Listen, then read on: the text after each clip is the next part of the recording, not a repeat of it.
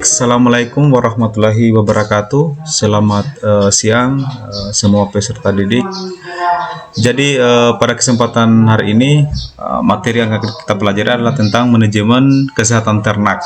Yang pertama adalah pengertian kesehatan hewan merupakan suatu status kondisi tubuh hewan dengan seluruh sel yang menyusunnya dan cairan tubuh yang dikandungnya secara fisiologis berfungsi normal. Kemudian untuk ciri-ciri sapi yang sehat, yang pertama itu adalah aktif, kemudian sigap, sadar dan tanggap terhadap perubahan situasi di sekitarnya. Kemudian kondisi tubuhnya seimbang, tidak sempoyongan atau pincang. Langkah kaki mantap dan teratur. Kemudian dapat bertumpu dengan 4 kaki dan posisi punggung rata. Ini biasanya dalam posisi normal. Ya, kalau dalam kondisi yang kurang sehat itu biasakan sapi itu misalkan dalam posisi berdiri mungkin tidak bisa atau mungkin lumpuh. Kemudian berikutnya adalah mata bersinar, sudut mata bersih, tidak kotor dan tidak ada perubahan pada selaput lendir atau kornea mata. Kemudian pada kulit atau bulu itu halus mengkilat, tidak kusam dan pertumbuhannya rata. Kemudian frekuensi nafas teratur, misalkan 20-30 kali per menit. Halus dan tidak tersengal-sengal. Kemudian denyut nadi 50-60 kali per menit. Irama teratur dan nada tetap. Kemudian untuk pencegahan dan pengobatan penyakit, di sini pencegahan yang pertama itulah sanitasi atau biosecurity atau kebersihan. Kemudian berikutnya adalah karantina. Kemudian ketiga vaksinasi atau imunisasi. Kemudian pengobatan ini disesuaikan dengan penyebabnya. Jadi yang pertama itu adalah kita bahas tentang sanitasi atau biosecurity. Jadi di sini adalah yang pertama itu melakukan desinfeksi kandang dan peralatan dengan menyemprotkan insektisida, pembasmi serangga, lalat dan hama lainnya. Jadi ini pada posisi kandang ini diupayakan harus bersih.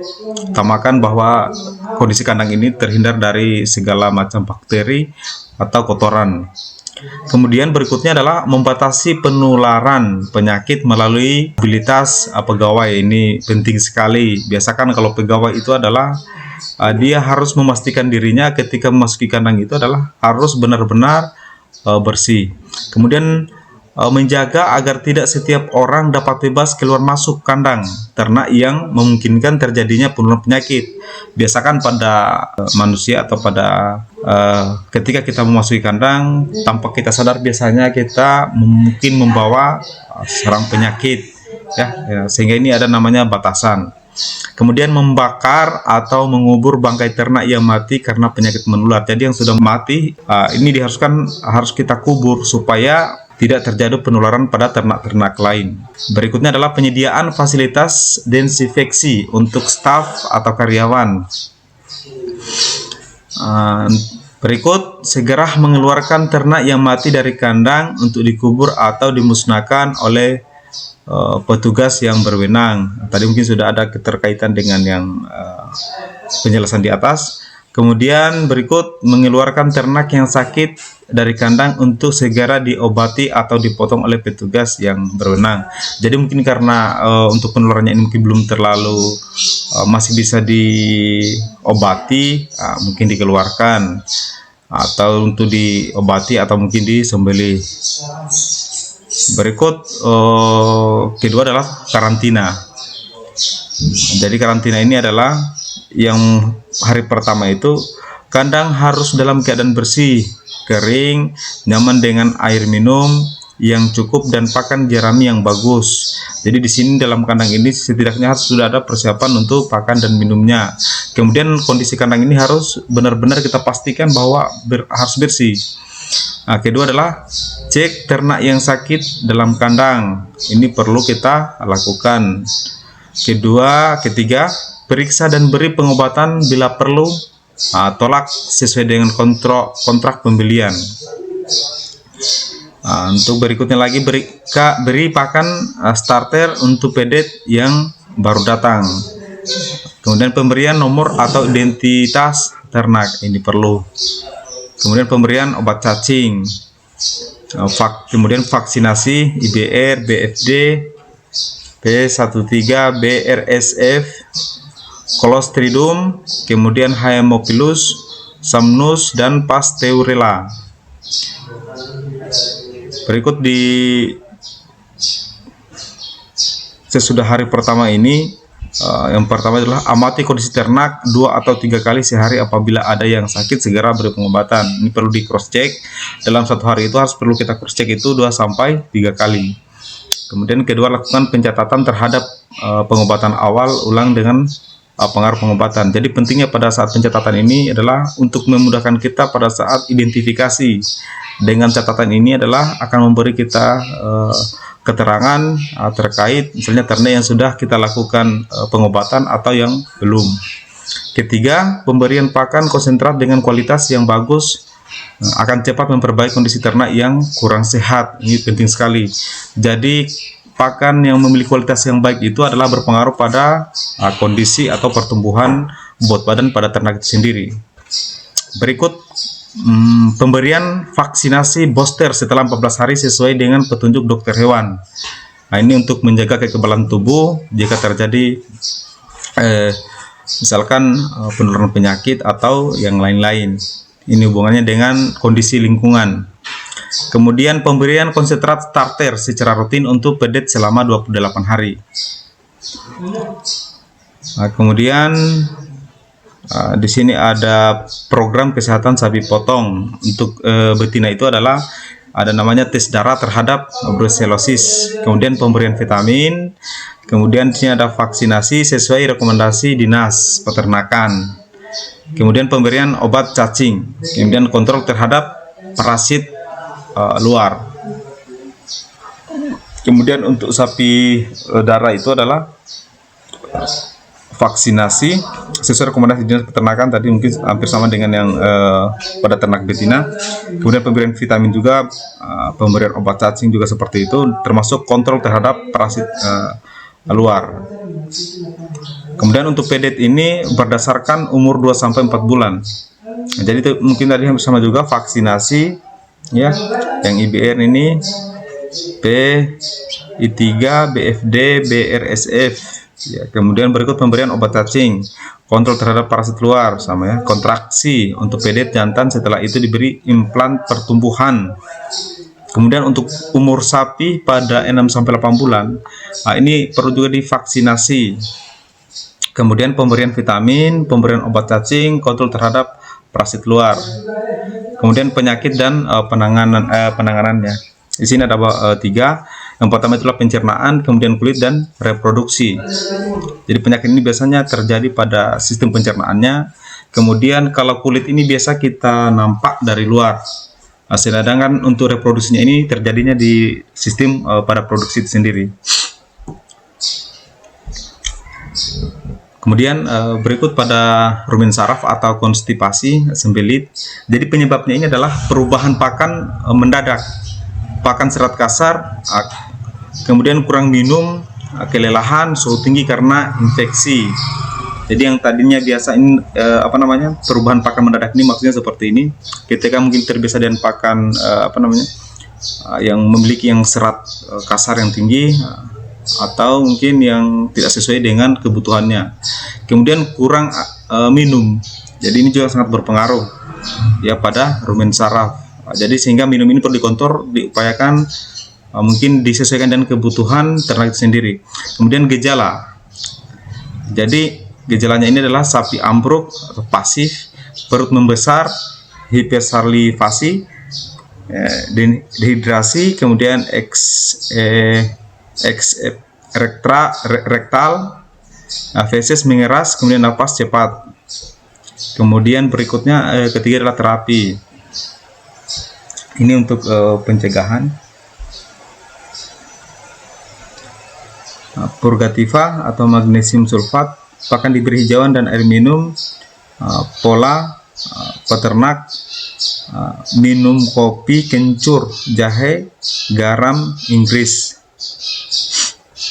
Jadi untuk pengobatannya ini seperti ini. Kemudian bloat atau kembung. Jadi penyebabnya ini adalah faktor pakan.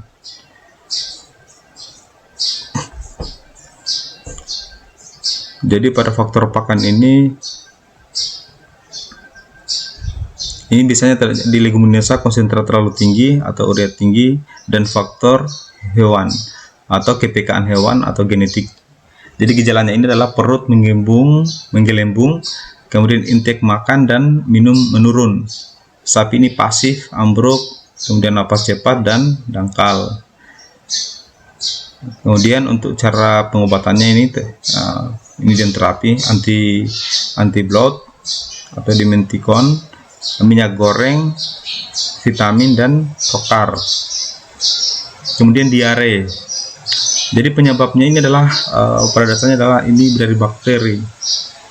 Jadi bakteri ada salmonella, kemudian clostridium, E. coli, kemudian untuk virus itu adalah rota, corona, PFD, parvovirus, protozoa, parasit. Gejalanya ini adalah tinja banyak dan encer, anus kotor, kemudian dehidrasi, kelemahan, dan kematian. Kemudian untuk pengobatannya ini adalah disesuaikan dengan penyebabnya. Mungkin sini ada penggantian cairan tubuh, pemberian antibiotik atau bakteri virus, kemudian pemberian vitamin. Kemudian cacingan, penyebabnya ini adalah cacing, giling, cacing pita, dan cacing pipih. Kemudian gejalanya itu adalah lemah, kemudian kurus, ini pada bentuk bobot badan tubuhnya. Kemudian bulu kusam, diare, ini pada feses ini adalah campur darah. Kemudian untuk pengobatannya ini adalah terapi, pemberian obat cacing dan ulangannya albendazole dan piperazine. Jadi sanitasi dan kebersihan, ini pakan minum, kandang dan lingkungannya, minimalisir siput. Kemudian ada juga kaskado atau untuk penyebab cacing Staphylococcus sp. Kemudian gejalanya ini adalah kropeng di kulit, biasanya ini di sudut mata. Kemudian abses, infeksi, sapi gelisah atau gatal, intake pakan dan minum turun. Jadi mungkin di sini bisa dilihat di gambar. Kemudian terapi, dari sini bisa menggunakan salep, asuntol, kemudian ivermectin. Kemudian pemberantasan lalat, ini bisa menggunakan insektisida, kemudian sanitasi dan kebersihan kandang. Kemudian ada juga meiosis borok, ini juga untuk gejalanya ini ada beberapa tadi ini, termasuk krisomnya, beziana. Kemudian gejalanya ini adalah luka dengan infestasi belatung. Kemudian jar mengalami kematian, nekrosis, kemudian peradangan, abses di sekitar luka. Kemudian untuk terapi ini bisa dilakukan dengan bersihkan luka dengan antiseptik, kemudian salve, kemudian injeksi antibiotik sistematik.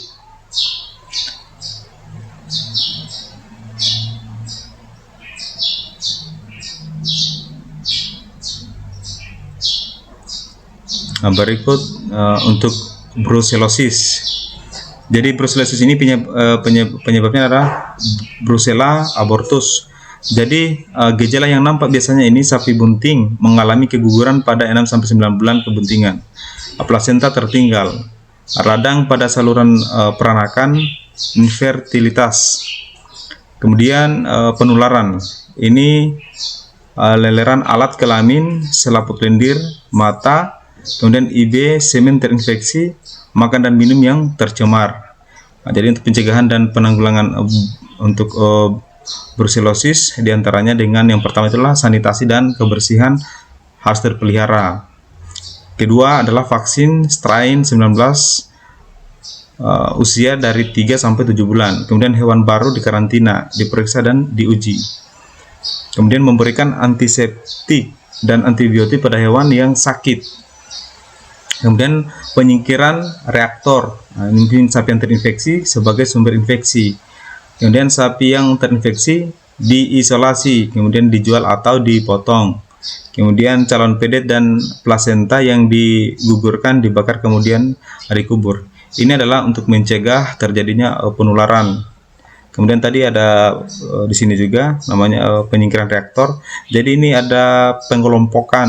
Ini sehingga perlu dilakukan identifikasi. Jadi pada sapi yang terinfeksi ini ya sebaiknya mungkin dipisahkan dengan sakit yang masih sehat, karena dikhawatirkan bahwa ini akan terjadi penularan pada ternak yang lain.